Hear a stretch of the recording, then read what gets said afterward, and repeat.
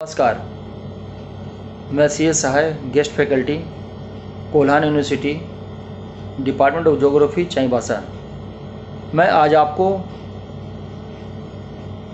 PG semester 3 के geography CC7 में oceanography के अंतर्गत मेरीन डिपॉजिट्स बारे में आपसे चर्चा करूंगा और इसके बाद भी क्लास में कोरल रीफ और उससे संबंधित सिद्धांतों के बारे में चर्चा करूंगा। ओशियन डिपॉजिट अर्थात महासागरीय निक्षेप। महासागरों के तल पर जमा होने वाले समस्त पदार्थ महासागरीय निक्षेप कहलाते हैं। ये निक्षेप नदियों, पवनों, हिमनदियों तथा सागरीय लहरों एवं ज्वालामुखी द्वारा निक्षेपित किए जाते हैं। इन समस्त पदार्थ धीरे धीरे सागरों एवं लहरों की तली पर जमा होकर विशाल राशि में कठोर हो जाता है। वास्तव में समुद्रों का नितल जैविक एवं अजैविक स्रोतों से प्राप्त अवसादों की सैकड़ों हजारों मीटर मोटी परतों से ढका हुआ है। इन निक्षेपों का बहुत बड़ा भाग स्थल खंडों से प्राप्त होता है। यद्यपि स्थल से प्राप्त होने वाले अवसादों को समुद्र तल तक लाने का कार्य नदियों, पवनों, हिमनदियों तथा लहरें क्या करती है, किंतु इन सभी कार्यों में सर्वाधिक महत्वपूर्ण योगदान नदियों का ही होता है। महासागरीय निक्षेपों का कई वैज्ञानिकों ने अध्ययन किया है। सर्वप्रथम हेरोडोटस ने इस बारे में बताया था और उसके बाद जॉन मरे तथा रेनार्ड ने चैलेंजर अभियान के दौरान इसका अध्ययन किया।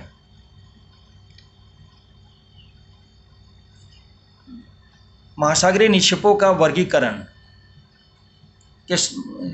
का स्रोत। महासागरीय निक्षेपों के कई स्रोत हैं, जिनमें 6 प्रमुख हैं: स्थलजात निक्षेप, ज्वालामुखी निक्षेप, गंभीर सागरीय निक्षेप, अजैविक अवक्षेप निर्मित निक्षेप, रासायनिक परिवर्तन से निर्मित निक्षेप और उल्का धूल। भूमिज या स्थलजात निक्षेप महाद्वीपीय धरातल से नदी, पवन, हिमानी आदि आच्छादन के साधनों द्वारा सेलचून आदि पदार्थ सागरों में निरंतर ले जाया जाता है और सागरों के तल में जमा होता रहता है। लेकिन इस कार्य में सर्वाधिक महत्वपूर्ण भूमिका नदी की रहती है। नदियां इस कार्य में सर्वाधिक महत्वपूर्ण भूमिका अदा करती है और विश्व की नदियां प्रत्येक वर्ष करीब 2000 से 8000 करोड़ टन महासागरीय ठोस पदार्थ सागरों में जमा करती हैं। इसके अतिरिक्त 400 करोड़ टन घुला पदार्थ भी सागरों में नदियों द्वारा बहाकर ले जाया जाता है। सेलचून, मृत्तिका, बजरी, कंकड़ आदि की उत्पत्ति पृथ्वी तल पर ही होती है, इसलिए इसे स्थलजात निक्षेप कहा जाता है। इन पदार्थों की उत्पत्ति, कणों की आकृति, रासायनिक संगठन आदि के आधार पर इन्हें 6 प्रकार के भागों में बांटा जा सकता है: बोल्डर, बजरी, रेत, गाद, मृत्तिका, पंक। बोल्डर सबसे बड़ा होता है और उसके कण का व्यास 256 मिलीमीटर या उससे अधिक होता है। बजरी के कण का व्यास 2 से 256 मिलीमीटर व्यास तक होता है। रेत के कण का व्यास 1 से 116 मिलीमीटर व्यास तक। इसी तरह गाद के कण बहुत छोटे होते हैं, मृत्तिका के कण भी बहुत छोटे, और पंख के कण मृत्तिका से भी काफ़ी छोटे होते हैं।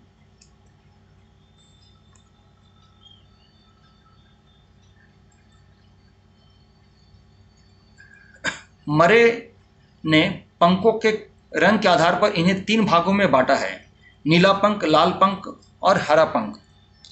नीला पंख का मुख्य कारण है कि लोहे के सल्फाइड और जैविक तत्व उसमें होते हैं। लोहे के सल्फाइड के कारण इसका रंग नीला होता है। इसमें चिका मिट्टी और चूने का अंश होता है। इसका विस्तार करीब 232 लाख स्क्वायर किलोमीटर में है। लाल पंख लोहे के सल्फाइड के कारण इसका रंग लाल होता है। यह मुख्यतः पीत सागर, ब्राजील तथा अंध महासागर जल में पाया जाता है। हरा पंख नीले पंख के रासायनिक परिवर्तन से इसका रंग हरा हो जाता है।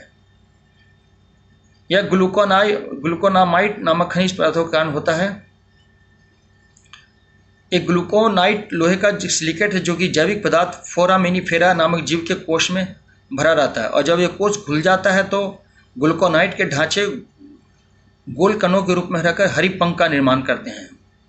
इसमें मुख्यतः पोटेशियम सिलिकेट लोहे की मात्रा पाई जाती है। यह उत्तरी अमेरिका के प्रशांत और अंध महासागर में पाया जाता है। ऑस्ट्रेलिया और जापान तट में भी यह पाया जाता है। गंभीर सागरीय निक्षेप, इसे जैविक निक्षेप भी कहते हैं। इसमें मुख्यतः जैविक समुद्री जीव जंतु, वनस्पति, ज्वालामुखी आग आदि पाए जाते हैं। तरल पंख को उज भी कहा जाता है। गंभीर सागरीय निक्षेप को दो भागों में बांटते हैं, कार्बनिक निक्षेप और अकार्बनिक निक्षेप। कार्बनिक निक्षेप जो होता है वो जीवों के अवशेष से बनता है। जीव जब मर जाते हैं तो उनकी हड्डियां आदि तली में जमा हो जाती है और इससे दो प्रकार के निक्षेप पाए जाते हैं, चूना प्रधान निक्षेप और सिलिका प्रधान निक्षेप। चूना प्रधान निक्षेप, इसमें मुख्यतः चूना और फोरामिनीफेरा पाया जाता है। चूने की अधिकता होने से निक्षेप या पंख अधिक गहराई में नहीं जा पाते क्योंकि यह शीघ्र ही घुल जाता है। इसे भी निम्न दो भागों में बांटा जाता है, गुलाबी जेरिना पंख और टेरापाड पंख। गुलाबी जेरिना पंख फोरामिनीफेरा जाति के गुलाबी जेरिना नामक जीव के घुलनशील अवशेष से बनता है। गुलाबी जेरिना के अतिरिक्त अन्य जीव भी इस पंख के निक्षेपण में अपना सहयोग देते हैं। गुलाबी जेरिना का आकार बहुत सूक्ष्म पिन की नोक के समान होता है। यह मुख्यतः अटलांटिक महासागर के उच्च एवं शीतोष्ण भाग, हिंद महासागर के पूर्वी व पश्चिमी मंगना तट तथा पूर्वी प्रशांत महासागर तट में पाया जाता है। टेरापाड पंख, यह जमाव टेरोपाड नामक जीव की अधिकता से होता है। टेरोपाड प्लैंकटन के कोष होते हैं। यह अत्यधिक कोमल, पतला था तो नुकीले शरीर वाला जीव होता है। इसका विस्तार पश्चिमी प्रशांत महासागर, कनारी द्वीप के निकट, भूमध्य सागर तथा अटलांटिक महासागर में कटक के समीप पाया जाता है। सिलिका प्रधान निक्षेप मुख्यतः गहरे व ठंडे स्थानों में पाया जाता है क्योंकि यह शीघ्रता से घुलता नहीं है। इसे भी दो भागों में बांटा जा सकता है, डायटम पंख और रेडियोलेरिया पंख। डायटम पंख यह मुख्यतः डायटम द्वारा निर्मित होता है। इसमें सिलिका की मात्रा 30% तक होती है। यह इसका कोष सिलिका का बना होता है जिससे सूर्य के प्रकाश द्वारा शीघ्र ही नष्ट हो जाता है, अतः जमाव ठंडे एवं गहरे भागों में मिलता है।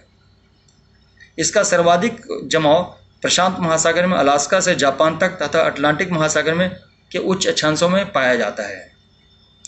रेडियोलेरिया पंख, इसका जमाव सागरीय भागों के ठंडे उष्ण भागों में अधिकता से पाया जाता है। इसका निर्माण फोरामिनीफेरा नामक जाति के सूक्ष्म जीव के कोषों द्वारा होता है। इसमें कैल्शियम कार्बोनेट मुख्यतः पाया जाता है। इसका विस्तार प्रशांत महासागर में संयुक्त राज्य अमेरिका के पश्चिमी तट से दक्षिण पश्चिम की ओर पाया जाता है। अकार्बनिक निक्षेप मुख्यतः ज्वालामुखी पदार्थों तथा उल्का धूल के अवशेष इसमें पाए जाते हैं। इसे भी मुख्यतः दो भागों में बांटा जा सकता है, लाल मृत्तिका और उल्का धूल। लाल मृत्तिका में लौह ऑक्साइड तथा एल्युमिनियम अधिक मात्रा में पाया जाता है, इसलिए इसका रंग लाल होता है। इस मिट्टी की उत्पत्ति ज्वालामुखी पदार्थ के विघटन से होती है। यह पदार्थ नदियों तथा पवनों द्वारा बहाकर सागरों में जमा किया जाता है। इसका सर्वाधिक जमाव प्रशांत महासागर में पाया जाता है। इसमें लोहा, सिलिकेट, एल्युमिनियम, कैल्शियम और सिलिका पाए जाते हैं। उल्का धूल, अंतरिक्ष में उड़ती हुई धूल कणों से 30 से 60 माइक्रोमीटर व्यास के लौह कण पाए जाते हैं। यह निक्षेप पृथ्वी के बाहर अंतरिक्ष से प्राप्त होता है। अंतरिक्ष में उड़ती हुई धूल स्थल तथा जल दोनों पर पड़ती है, किंतु सागरों पर इसका अधिक जमाव दिखाई देता है। इस धूल में लोहे के कण अधिक मात्रा में पाए जाते हैं, इसलिए इसका रंग काला होता है। लाल मृत्तिका के साथ इसका मिश्रण हो जाने पर यह प्रत्यक्ष रूप से पहचानना कठिन हो जाता है। ज्वालामुखी निक्षेप,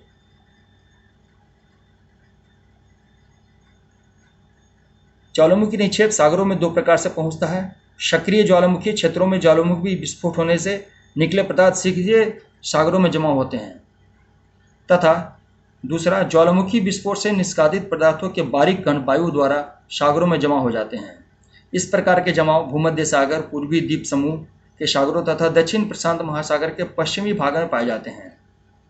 ज्वालामुखी की यह जमाव नीले पंख के समान होता है, जिसका रंग भूरा या काला भी हो सकता है। जेनकिंसन नामक भूगोलवेत्ता ने भी समुद्री निक्षेपों का वर्गीकरण किया है। उन्होंने 2 प्रकार से इसका वर्गीकरण किया है। पहला अथाह गहराई के जमाव, दूसरा छिछले जल के जमाव और तीसरा तटीय जल। अथाह गहराई के जमाव में मुख्यतः पाया जाता है लाल मृत्तिका, रेडियोलेरिना उज, डायटम उज, ग्लोबिजेरिना उज और टेरापॉड उज। 100 फैथम के नीचे मुख्यतः नीला पंख, लाल पंख, हरा पंख, मूंगे का पंख, ज्वालामुखी पंख आदि पाया जाता है। छिछले सहारा का निक्षेप में रेत, बजरी व पंख पाया जाता है और तटीय निक्षेप में मुख्यतः रेत, बजरी, पंख इसमें भी पाया जाता है। इसका सामान्य वर्गीकरण भी किया जा सकता है भूमि निक्षेप, नेरिटिक निक्षेप और पेलेजिक निक्षेप। भूमि निक्षेप में तटीय निक्षेप, छिछले सहारा का निक्षेप, भूमिज पंख निक्षेप को रख सकते हैं और नेरिटिक निक्षेप में छिछले सहारा का नेरिटिक निक्षेप और गहरे सहारा का नेरिटिक निक्षेप मुख्यतः होता है।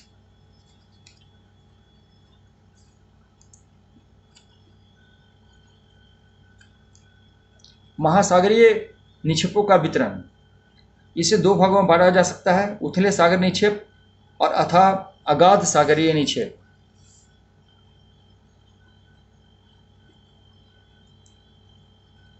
मौखौस ने महासागरीय निक्षेपों के वितरण को 4 भागों में विभाजित किया है।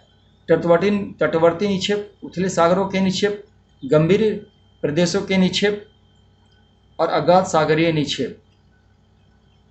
तटीय निक्षेप में बृहद ज्वार भाटा के ज्वार और भाटा के तली के मध्य तटीय भागों का अनेक प्रकार के स्थलजात निक्षेप पाए जाते हैं।